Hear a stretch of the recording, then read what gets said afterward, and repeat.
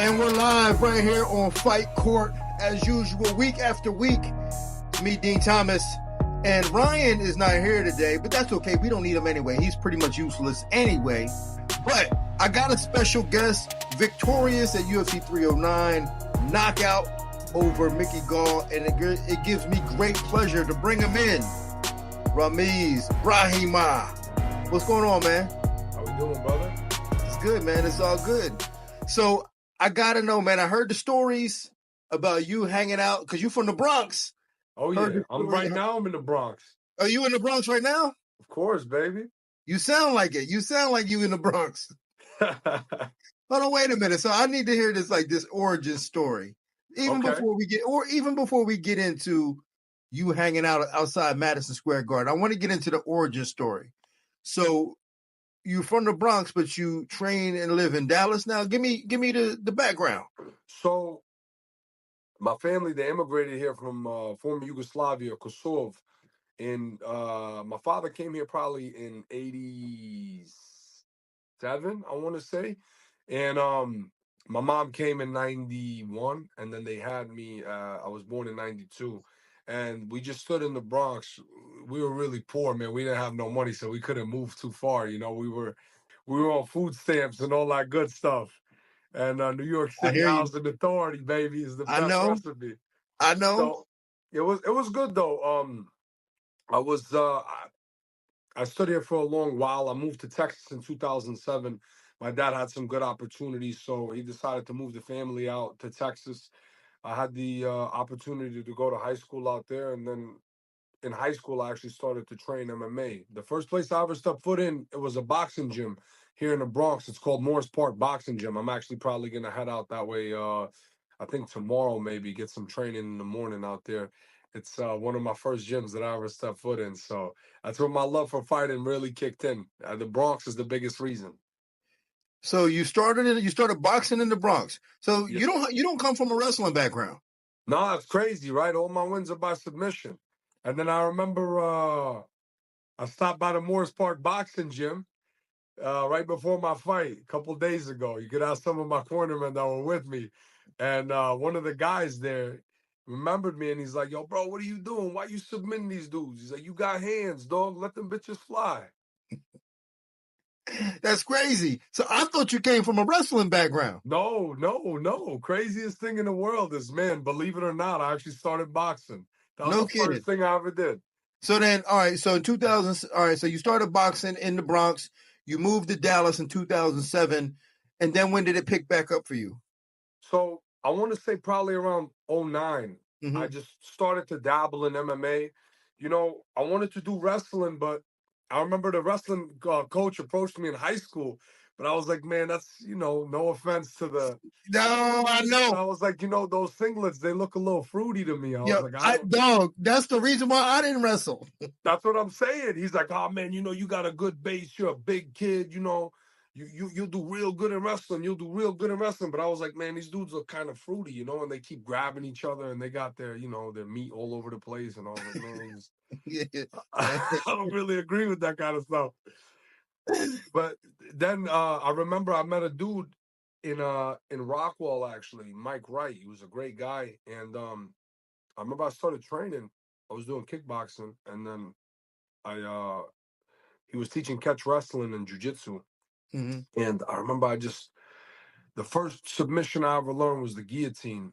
And I remember I was just like, yo, I love jiu-jitsu, man. I was like, this stuff is crazy. I was like, I could put somebody to sleep without even punching them, So I was like, let's do it. And then I started grappling, and then fast forward a little bit after high school, I did a couple of grappling tournaments. I joined the Army, and I think I was like 19 years old. I was U.S. Army Reserves. I went to basic training in AIT in Fort Leonard Wood, Missouri. And I remember my coach at the time, he gave me a call, and he's like, it was about a week and a half, 2 weeks before I graduated. And he goes, he's like, hey, man, you're about to graduate. He's like, you're in pretty good shape, right? I was like, yeah. He's like, you want to fight amateur in Louisiana? It was like on a whim, He's like, it's going to be a month away, so you're going to come back. You're still going to have like 2 weeks of preparation time and stuff. He's like, you down? I was like, you know what? Yeah, let's do it. I hang up the phone and I'm like, man, what the hell did I just agree to? I was like, I'm fighting in a month in Louisiana. So I called my pops. I'm like, yo, pop, I'm about to fight. He's like, what do you mean fight? I was like, I'm gonna fight amateur in Louisiana. He's like, all right, do it. And then I hang up and I'm like, all right, whatever. And I'll never forget. I go to Alexandria, half the carpet's missing, toilets like won't flush, and a Hmm. cigarette burns on the bed. I fought at the Alexandria Hotel, and that day forward, man, I was like, I'm doing this till the wheels fall off. You was hooked, huh? I was hooked. No, I swear, Yeah. Dean, I TKO'd the guy in the second round. And he dropped me at the end of the first. I dropped him at the beginning of the second, took his back, and just started going to town. Well, write that in there. If you get dropped at the end of the first and you come back in the second still fighting, you know you was born for this. No, 100%. I told Yeah, myself, right I there. remember, Dean, listen to this. This is Louisiana for you. So the chick that was the ring card girl, you could tell she had a C-section because she had the scar there, right? I warmed up in the kitchen. Dean, listen, I warmed up in the kitchen and we're walking out. And then the dude goes, he's making like something like the chef. He's like, hey, man, good luck out there. Knock that dude out. And I'm like, I got you. 100% I got you. We had to sit on, they had this little thing that they would roll the fire hoses up with because they didn't even have chairs for us to sit in between the rounds. Legit. That's the best Oh, story hell ever. no. Hey, I man, but love Louisiana for that, yo, man. but that's how you cut your teeth and know that Oh, that's what you 100%. made of. Because a lot of people want to go straight to Madison Square Garden, but they never been in Alexandria. Hell no, man. I was in Alexandria. I fought in a ring before where we had ropes in 2014. I had one fight in a ring, so I could check that off the bucket list. Yeah, We there you fought in go. a ring and we warmed up, man. The craziest thing was for my last amateur fight in Texas in Arlington. It was like this. We had a sheet, like a fabric sheet that was cutting me and my opponent. And I was hearing him. He was like screaming, throwing kicks. And Yeah, in my head, I'm like, damn, this dude's crazy. So we went out there. I ended up beating the dude in the decision. And we were just warming up right next to each other. We only had a sheet covering us. But just yeah. yeah, man, those are the best memories, Dean. And I know It you is. have so many of them, It man. That's is, the man. best. You're right. It is like you have to. I feel like you have to go through that stuff. Oh, I feel like 100%. I feel like Bo Nickel didn't have to go through. I mean, he wrestled, so like he had Yeah, his he's tough. journey. He had his journey, but because he never had to go through fighting in these little shit organizations, that's why he's suffering. That's why he's getting booed because he Oh, never yeah. had to. He never had to go through this. Hey, Dean, on my pro debut, I fought in Abilene and in Texas, right? So they had us at a La Quinta, okay? It was right off the highway. Same thing. I swear to God, I thought Cartel ran this whole La Quinta, man. That stuff was so ran down. They gave me, the dude goes, he gives me $65 in cash. He's like, hey, here's your per diem. I was like, oh, man, hell yeah, let's go. I remember like right after the weigh-ins, I ate McDonald's. Crazy, man. Yeah, I had a Big Mac right after the fight with that same six because I only won $250. I only I only won 250 for my pro debut. And that's I'll never forget, I had ordered like 30 Doritos Locos tacos. I was smashing them, dude. Nobody could tell me anything else. that's what's up, man. So tell me how you got hooked up with Safe Saud. So my trainer at the time, Mike Wright, he was like, hey, look, he's like, listen, he's like, there's not really many dudes that, I could have you train with over here. Cause I was only training with 35ers and 45ers. The technique was incredible, because lighter guys, man, that's all they got is technique. Yeah. I always tell people, if you really want to learn fighting, jujitsu, anything like that, learn from a lighter guy. Because Mm-hmm. he's going to teach you everything. A big dude, he'll just show you how to muscle out of things, Yeah, And yeah. he'll be like, you just got to bench press the dude off you. You're going to be good. But the little guys, man, they show you all the techniques, the deep half and all that other crazy stuff that will help save your life. And I remember the dude Mike, he goes, he's like, look, there's a dude out there in Dallas. He's kind of intense.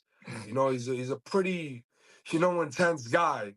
So funniest thing is he goes, he's like, you gotta check it out. So I remember I go there and I'm 1-0 as a pro. I just won my pro debut. I just got back from Abilene, Texas. And I think I was just shy, I think, of my 22nd or 21st birthday. I was a little kid. And I remember I go to we were at Octagon MMA before we went to Fortis. So I remember I meet Safe, and sure enough, dude was interesting. You know, he was like yelling. I was like, "Hey, coach, how's it going? My name's Armis." He's like, "I already know who the fuck you are." He's like, "Go put your shit on." He's like, we're gonna see what you're made of right now. And I'm thinking in my head, I'm like, damn, bro, I just came here to train, you know, like what's going on? I thought I was back in basic training again, Dean. I can. He's something else, man. He So is. so how's the relationship with him now? Did he calm down a little bit for you, or is he still as intense? I mean, he's definitely calmed down a lot. You know, God bless him, and I always say that. You know, he is an amazing human at heart. I know sometimes he doesn't have the best. He doesn't deliver things the best way, you know. But at his heart, he has a heart of gold, you know. And I have a lot of respect and admiration for the guy, and it's always going to be that way, you know. Like I said, sometimes he doesn't know how to deliver things and it rubs people the wrong way and everything like that. But I know him. I know him on a very personal level. He's a very great human being. And I think he's definitely calmed down a lot more. But he has to, man, because you can't blood pressure and all that stuff as you get older, man. There's only so much that there's only so many oohs and ahs that you can scream at people before, Father Time catches up. And it's like, hey, man, you ain't a 25, 32-year-old guy no more that you could yell this much, Yeah, So yeah, he's no definitely doubt. he's definitely calmed down a lot, and it's good to see because I don't want to see him yelling that much no more. Well, he was telling me, and this is when I had a great amount of respect for him, is he was telling me about his process, and it's not necessarily even developing you guys as fighters. He wants to see you guys have a life. Yeah, for sure, Right. 100%. So he talked about Damon Jackson, who obviously just retired, but he said he helped him get his school going, and he's got a great life, and that's really what's more important for him. Of course, brother. Because listen, Dean, you know it better than anybody else. This journey is very temporary. You know what I Mm-hmm. mean? You know, like I was saying to the media the other day, I swear to God, Dean, if it wasn't for this and for this, I was gonna retire over a year ago because of my injury.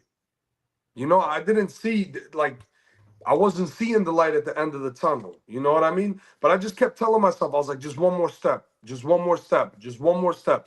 Push. It's okay. Just push. It's okay. We're still young, because I have a timer in my head. I know when I think the end of the journey is going to be for me. Um, Hopefully, obviously you Mm-hmm. never know. You always tell yourself what you want to do, and then life gives you a completely different course. But for me, I just told myself, I was like, one more step. And it's one of those things, it is true. You do want to have a life after this, and you do want to plan accordingly. And you also have to adapt. That's the craziest thing. And you know that too, Dean. Listen, man, you guys, in my opinion, the oldest generation of fighters, you guys are crazier than we are. Yeah, we probably were No, because no, no. You probably no. we You're had no wrong because future. you We didn't guys know where didn't it was know going. nothing. You guys Yeah. had no idea. You're like, yo, bro, we're fighting for like $800, and we don't know what's going on. You guys, all for the glory. Obviously, it was a different time and a different day and a different age. But I always tip my hat to the older guys because you guys paved the way for us. You guys did not know MMA was gonna be this. Nobody knew. No one knows. Nobody knew. But I think that's the thing that makes it so special. And I look at some of these younger fighters nowadays. I don't want to sound old, right? Like the wise owl over here. But you look at a lot of these young fighters nowadays, man, and they forget like all the dudes who had to cut their teeth Yeah, they have throughout. no idea. They have. I mean, No. you talking about 2014? Like that's 10 years ago, and that's still back in the day. Some of these Yeah. young guys, some of these young guys just coming out like last year, they have no idea. Now I was a baby man when I started fighting. To be honest with you, Dean, I was young, man. I was young when I started. My pro career started. I was young. I was young when I was an amateur. I was competing in grappling tournaments and doing all the smokers at like 16, 17, man. So I'm not trying to say like I'm an OG and all of this stuff, but I've been definitely cutting my teeth for a while doing this stuff, and it's good. Thank God I'm starting to see it slowly pay off, and I want to keep the ball rolling from this point, and I just want to stay healthy. That's the most important Yeah, thing, and yeah. I So know as long as what I was stay the healthy, I'll injury? enjoy this. What was the I had injury? I had severe spinal stenosis, and my neck, man. It was after one wrestling practice. The next day, I woke up and I was like, "Damn, man! I tried to get a massage, because sometimes, like, when you wrestle, sometimes your rib will pop out. I thought it was a Hmm. rib injury. I thought I popped my rib out because I'd done that before. Because I was having trouble breathing, like I couldn't take a deep breath because it was right by my rhomboid. Hmm. And I remember I was like trying to like flex my back, roll my back out, everything like that. And I remember I went to go get a massage the next day, and I remember I was getting a massage. And this is the first time in my life that I ever just stood up from a massage. I was like, yo, I can't do this. There's no way. I got up 5 minutes into the massage. I paid the massage and I was like, yo, I'm out of here. I can't do this. There's no way. There's no way. And I left.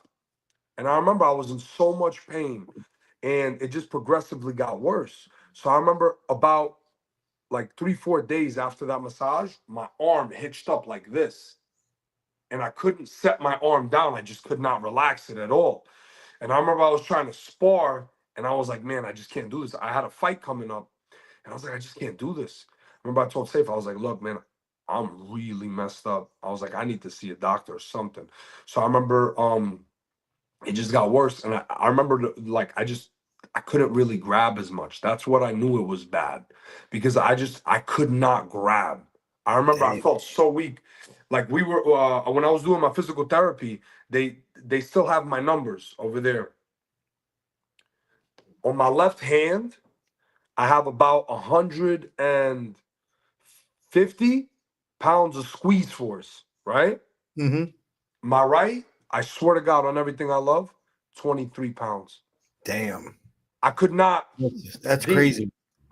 Dean, I swear to God, I thought my life, I was like, man, I was like, bro, I gotta think about life from a different perspective now. And I remember like my whole arm within 2 weeks atrophied. I Mm. didn't even have the horseshoe, nothing, nothing. It was just flat. It was flat, completely flat. I felt like that dude off Scary Movie. Hold my hand, you gonna fall, hurt Yeah. yourself. That's how I was walking around the house, dude. Oh man, yo, that's crazy. So, Yeah. so what was was it surgery or Man, specific? I think I had three three spinal shots, and I had a trigger point injection. And I was doing PT about 4 times a week. Damn, And it took me a while, man. To be honest, just to get back to like 70%, it was about 6 months. damn, no kidding. Yeah, man. It was such, So I that's swear to yeah. God, during that whole process, it's crazy because I still have the notes on my phone. I was getting ready to write a retirement letter. Mm, Dead damn, serious, Dean. no I shit. was so ready. So ready. So what was the kind of the catalyst? It was like, wait a minute, it's getting better. I think I can do this. What was that Man, moment like? I don't know if I'm stupid or what it is, Well, but I you was just right. like, you know what? I was like, listen, I was like, wait a second. I was like, I haven't even started my second contract. And I remember I just had a conversation with myself. It was one of those moments, it was like an epiphany. And I was sitting in my room one day. I'll never forget. I just got home. I was sitting in my room and I washed my face. I was looking outside the window. I was just looking. I was looking at birds. They were just. It was a cardinal had come. Like I don't know if it was a sign from God or whatever it was, but I remember I was just looking at a cardinal, and it was just flying. And I was thinking in my head, I was like, man, this bird is free. And I was thinking in my head, I was like, man, like how much stuff this bird had to go through just to be able to fly, to get out of its nest. It could have Mhm. fallen, it could have done anything. And in my head, I just used it and I was like, you know what? I don't think I'm ready yet. I don't think I'm ready. I'm still 30 years old. And I remember, I don't know what it was, right, Dean? So I leave my room and I'm like, nah, I'm not going to retire. I'm not going to retire. And I remember, I swear to God, there were a few things, signs were coming to me. It was I think Bilal, he had just beaten Gilbert Burns, right? Mm-hmm. In Newark, New Jersey, because that's when I went to go watch Kennedy fight. And I remember I was with my cousin, and we were in Newark, and we were coming back to the city, right? And I'll never forget. I just sat there and I was like, you know what? Bilal is 34, 35 right now, right? And he's putting in all this work. And I'm looking at the ages of the champions. And I'm like, man, these dudes. And then I look at their records. I look at a lot of things, right? So I start observing. And in my head, I'm like, wait a second. I'm like, this is just MMA. You got to go through so much shit before you get to the top, you know? You look at Poirier when he got knocked out by McGregor. You look at Bilal when he got knocked out by Luque. Everybody Mm-hmm. writes these dudes off, right? Mm-hmm. But then it makes it all the more special once they start to come back. So I told myself, I was like, you know what? I was like, if you push through this, I was like, I promise you something big is gonna happen. Just trust it. Just trust it. Just keep training. Just keep doing this. Something big is gonna have to happen. You know, you're just gonna make leeway, something's gonna happen. Because I was like, listen, if I give up now, if I stop now, right, my story's not gonna mean shit. Nobody's gonna care. I'm like, Mm-hmm. it's all right. You know, you gave up. You were 2-2 in the UFC. Blah blah blah blah, whatever, whatnot. And then I came back. Obviously, things didn't go my way back in May. There's a lot that I could have done differently. And moving forward, this whole last camp, I changed everything up. My mind, my training, my everything changed.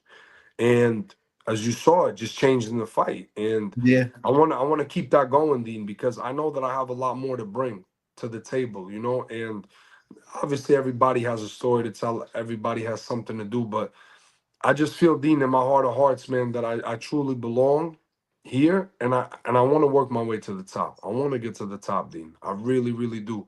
As cliche as it sounds, obviously everybody says that everybody has high hopes, high ambitions, but I know, my brother, that I could definitely do it. I have all the potential in the world. I just got to release it.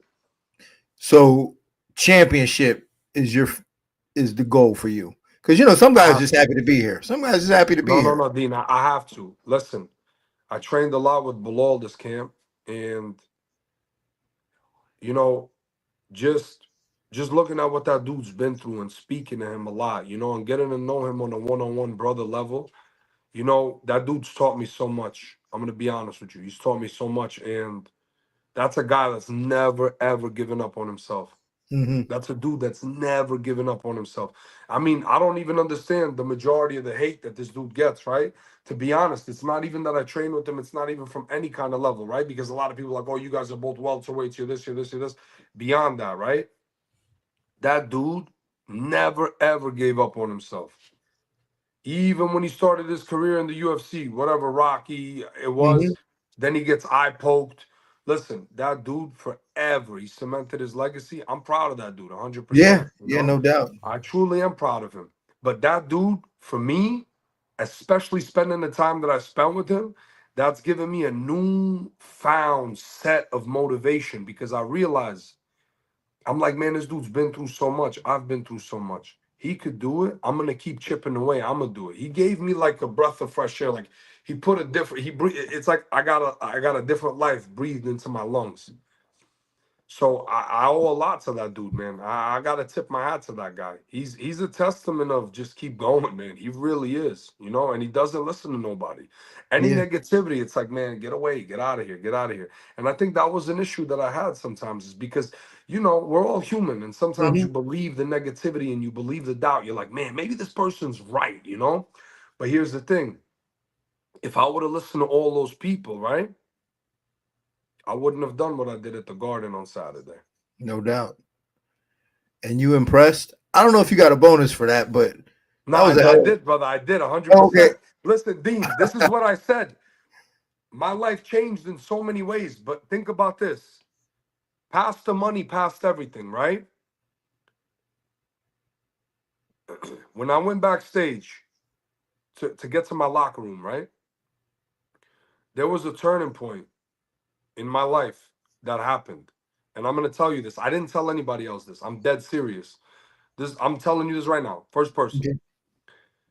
When I saw the pictures that they had of everybody, I don't know if they put them there for that just the fight night,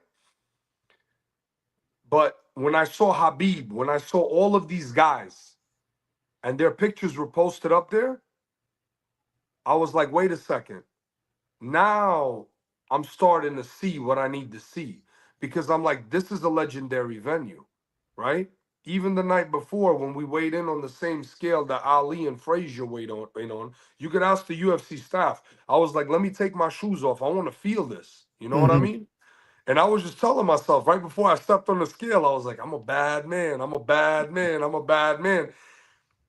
And it's just something kind of clicked, Dean. I'm gonna be honest with you. Something kind of clicked, and I was like, wait a second. Don't be stupid. You belong here. You worked here for this. If this wasn't supposed to happen, you would not be here right now. And when I went backstage in the garden, and when we drove there, everything like that, that whole 25-minute trip changed everything for me. I swear to God, Dean. Mm. And I was like, you know what? I'm gonna demand more from myself. I'm gonna go out there tonight, no matter what happens. I'm gonna put every single drop of my life into that octagon tonight, into that performance. Nothing and nobody's gonna stop me. I swear to God. Saturday night, it did not matter. They could have put whoever they wanted in front of me. I'm You telling wasn't you, losing. I was not gonna lose. No way, Dean. No way. I knew it. It was just a feeling in my heart.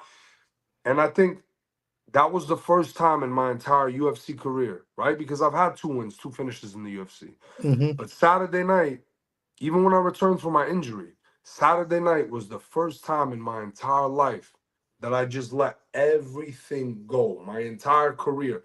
And I'm almost embarrassed, right? Because it's like, what took me this long to let go? Why? Don't be embarrassed. Some fighters never let it go. But I just Some let it go some because fighters I was some like, fighters never get there. Some fighters never get there. I was embarrassed, Dean. I swear to God, I'm still kind of embarrassed because it's like, man, like you're training with the best people in the world. And if the best people in the world are telling you, yo, bro, open up. You could give so much. You can give so many memorable performances. You don't got to do one thing. You could do everything. And it That's just kind powerful, of man. hurt, Dean. I'm not going to lie to you, Dean. Nah, man, that's powerful. And to be able to see that and step into your own power, that's a beautiful thing, man. Dean, the That whole is, week that I was in Madison Square Garden, I mean, in New York City, right? I mm-hmm. was surrounded by people, but I felt like I was just the only one in those streets. I'm telling you the truth. I swear to God. Even when I went into the middle of the garden, right? When I entered the cage, I was like, this is my house. I was like, I belong. I was like, this is just me right here. This is it. This is it. This is it. I was like, let everything go. Nothing else matters except for the now. And I think I needed this whole training camp, this uncertainty, like my back to the wall, everything. I swear to God. Ask my family, ask anybody. I'm telling you the truth right now, Dean. This is not, I'm not sugarcoating nothing. I'm not lying to you. I'm a very honest person. I'm straightforward about everything. This training camp changed everything for me. And I know moving forward, I just don't care no more. It is what it is. Man, This that's this opened my eyes, Dean. I'm telling you, Dean. I swear to God, brother. Not even my dude. own injury opened my No, eyes as man. much as this training camp did. No, man, I'm telling you, that is where you need to be in order to be successful in this game. You have to be willing to let go. Dean, I And I don't think think I was. Dean, I swear to God, listen to me. This whole training camp, every single day, 7 days a week, I would wake up 2 to 3 a.m. every single day. And I would be up for about 30 minutes to an hour. And I was like, man, that deep breath would just hit me. mhm. And then I would just tell myself, I was like, it's all right, just keep going, just keep pushing. You're here for a reason. Just keep going, just keep pushing, just keep going, just keep pushing. And like I said, Dean, whenever I stepped foot into that octagon Saturday night, I was like, nothing's gonna stop me. Just show the world who you truly are and what you can be. So I think the world got a glimpse of what Ramiz could be. I love that, man. And I mean 100%. that, Dean. Yeah. I mean that, No. Dean. I'm telling you, Dean. I'm not saying this because I won by knockout or by anything, but I'm telling you, when I open up, I truly think I have a lot of gifts and a lot of special things that I could do inside of that octagon. It felt like I was home. I'm serious, Dean. I listen. I heard about you just through random folks on how talented you are. So But the word is why out. do you think I'm so embarrassed, Dean? Why do Yeah. you think Well, I had a burden? Listen, just same thing with my grandfather. I held on to burdens. I held on to stuff too much, and it was burning me. You understand? Instead of me just letting that hot coal go and being like, it's all good, whatever, I was holding it for some reason. But that's why I felt so embarrassed, because I was like, man, like, what's wrong with you? You have the best people in the world that are complimenting you and telling you all of this stuff. And yet you're still here. You're hindering yourself for some stupid reason. But it feels good, Dean. I swear to yeah. God. And I'm never looking back, brother. I never Nah, make man. the same mistake twice. I think you're on the right track, and I love where you're going with this. I think that it's amazing for you to be able to step into that and be like, yo, this is who I made. This is what I'm made of. This is who I am. I mean, that's a very powerful thing. And if you can keep that, if you can keep that feeling and be able to channel that feeling in camp, and then for your next fight, unstoppable. I think so, Dean. I Yeah, think so. I truly unstoppable. believe it. I Yeah, was telling everybody the same thing. Cause I remember like everybody's like they're like I was telling people, they're like, oh man, you know, you fighting Mickey, it's gonna be, they're like, you know, you good grappling, good this, you know, you think you might submit him or you're gonna go to decision. I was like, nah, I'm knocking this dude the fuck out. I don't care. Ain't nobody gonna stop me. I'm knocking him out. I was like, I don't care. I don't care. You don't believe me, you don't this, you don't yeah. that. But I was like, I have so many more performances where I can knock people out, put them to sleep on the feet 100% with my hands, with my knees, with my elbows. And like I said, there was an anger that I've had inside of me for myself for so long, because it's like, what's wrong with you, kid? Like, you know, like you're not allowing yourself to flourish. And I think that I've gotten over that hump and that little, like, it was like a spell or whatever it is. I think now moving forward, I could do a lot more special things inside of that octagon. And I truly mean that. I not only mean it, but I truly believe it, Dean. I truly believe it. And I don't care what the naysayers or what this or what that says, but between you and me, Dean, I'm being serious, man. I really, really do feel and believe in my heart of hearts that I got many more memorable performances, and I got a run to make, man. I got a run to make. As crazy and as cliche as that might sound to a lot of people, I know it. I believe it. I truly do believe it. Call me crazy, but you got to be crazy in this I'm game. not You calling you got to be crazy. Yeah, crazy. well, yeah. I'm not calling you crazy in the sense that it's crazy enough that it's going to work. That's Yeah, yeah, 100%. It's yeah, crazy for enough that sure. it's going to work, and then we're going to revisit this conversation 2 to 3 years from now when I'm in a far better place than I am right now, and we're going Hmm. to be like, remember that conversation that we had? Just hey, listen, just don't ghost me. You know what I'm saying? Nah, no more, Dean. I don't ghost nobody. Y'all brothers win get to the title and be like, yo, man, I'm not doing interviews no more. Hey, Dean, let me tell you something. Listen to me, Dean. I'm being serious.